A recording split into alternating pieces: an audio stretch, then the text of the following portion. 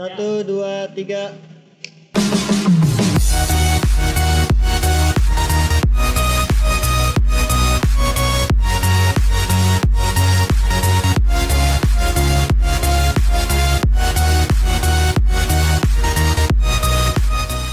Selamat sore teman-temanku semua.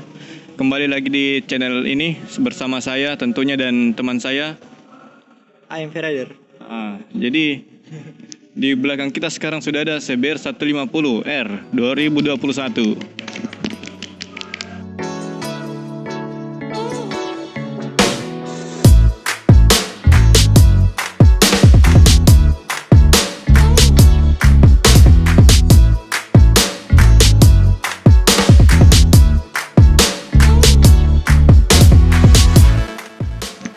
Jadi ada teman-teman ini yang bertanya ke saya, apa sebenarnya bedanya CBR 150R 2021 dengan versi sebelumnya di luar desain bodinya, toh?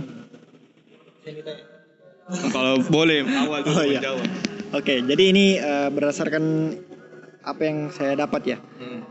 Pertama, di luar dari tampilan. Nah, pastinya bobotnya naik. Kemudian suspensinya, yang paling mencolok adalah suspensi dan juga bagian mesinnya. Ada slipper clutch di mesinnya. Kemudian untuk suspensi sendiri, dia sudah menggunakan tipe suspensi upside down dengan diameter kurang lebih 41 mm. Nah, ini tentunya baru untuk di kelas CBR 1,5 yang sebelumnya belum ada. Kemudian untuk mesinnya sendiri, CBR 150 2021 ini itu sudah menggunakan atau mengaplikasikan sebuah teknologi yang cukup baru juga di Honda, yaitu assist and slipper clutch. Lebar bacanya. Nah, itu dua keunggulan yang di versi baru ini pastinya. Kemudian pastinya juga dari segi performa meningkat karena adanya fitur tadi. Nah, selain itu ya pastinya dari segi tampilan sih. Dari Tapi segi ini kan tampilan. kita bahas di luar tampilan dulu. Pastinya masuk juga ke bagian penerangan, ke bagian ini pastinya penerangannya berbeda juga, lampunya berbeda, lampu sennya sekarang itu sudah LED semua. Depan belakang LED semua. Sedangkan yang dulu itu LED semua juga sih sebenarnya. Cuma Tapi ini lebih ganteng. ini lebih ganteng. Dan dulu masih ada telinga-telinganya di samping. Kalau kita ulik dulu sedikit masalah shock breakernya ini. Kan teman-teman pasti kalau ada motor baru pasti yang dilirik model apa shock breakernya. Kadang ada yang motor baru meskipun pakai USD terus lain-lain dilihat biasa Ji. Tapi ini adalah shock breaker baru USD yang biasa ada di Moge, Pak. Apalagi yang bikin ini show. Apalagi yang bikin SOA, tambah mantap. Nah, ini tipenya tipe SFF BP. Apa itu? Nah, jadi ini kalau dibelah ini pistonnya lebih besar daripada yang kakaknya CBR 250. Kalau di CBR 250 itu dia pakai dua piston. Makanya dia agak kecil karena dua.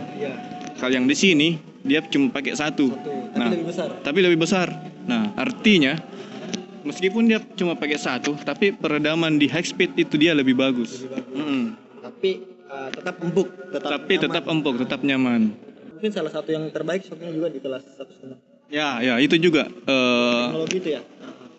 Ada beberapa motor di bawah Moge sebenarnya yang pakai shock seperti ini. Sebenarnya cuma dua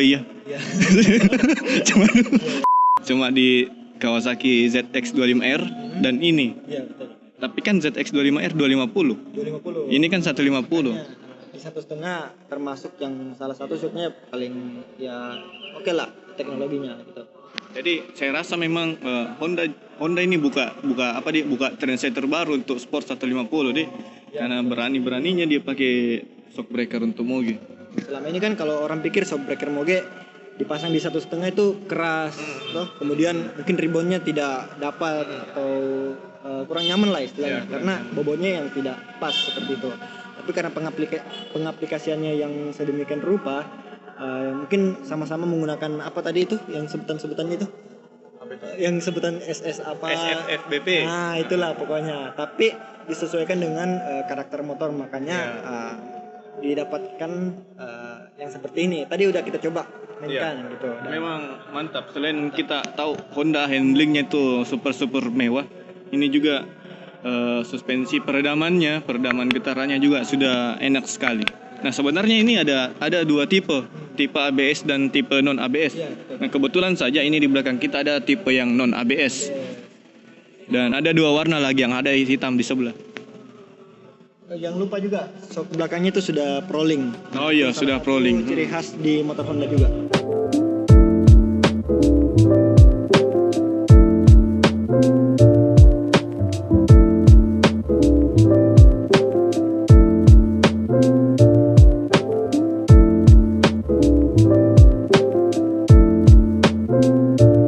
Tadi kita kan sempat menyinggung masalah mesin. Ya, betul. Nah, tadi kan kita sebut mesinnya sudah pakai assist dan clipper clutch. Fungsinya sebenarnya untuk apa? Oke, assist and slipper clutch. Jadi itu sebenarnya fungsinya berdasarkan pengalaman karena saya sudah pakai motor yang kebetulan motor saya itu sudah menggunakan assist and slipper clutch gitu. Tahu lah motor apa ya? Gitu. Nah, itu fungsinya pada saat kalian misalkan engine brake dalam kecepatan tinggi, misalkan dari posisi gear 4 turun ke 3 atau ke 2. Biasanya kalau motor yang tidak menggunakan assist and slipper clutch itu bannya langsung kunci, langsung ngepot di belakang. Jadi pada saat mau masuk tikungan itu ban sudah kehilangan grip di belakang sehingga membahayakan si pengendara gitu ketika mau masuk tikungan dalam kondisi motor yang kencang. Tapi kalau menggunakan slipper clutch atau assist and slipper clutch itu dia meminimalkan efek engine brake-nya tuh. Jadi kekuatan lebih halus, lebih lembut. Nah, itu juga sudah digunakan oleh teknologi MotoGP pastinya. Jadi motor-motor balap zaman now itu sudah menggunakan assist and slipper clutch seperti itu. Satu lagi tambahannya, kalau sudah pakai assist dan slipper clutch itu otomatis pasti koplingnya lebih enteng. Lebih enteng pasti. Nah, dia lebih enteng karena per koplingnya lebih sedikit. Nah, dan juga kampas koplingnya lebih sedikit. Setahu saya seperti itu. Jadi tidak ada yang diragukan lagi sama motor yang di belakang ini. Penantang baru memang. Sekaligus bisa saya bilang membuka tren baru untuk 150.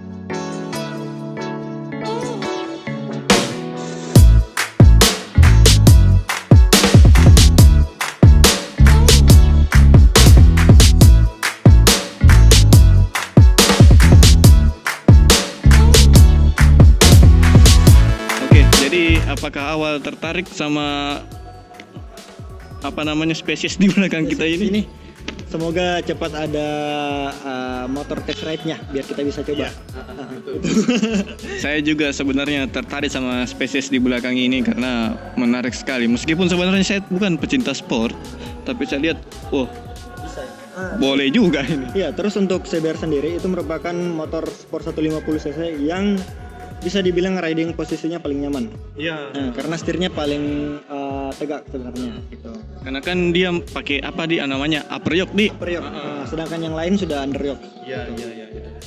Oke, jadi sampai di sini dulu video bincang-bincang saya bersama AMV Rider.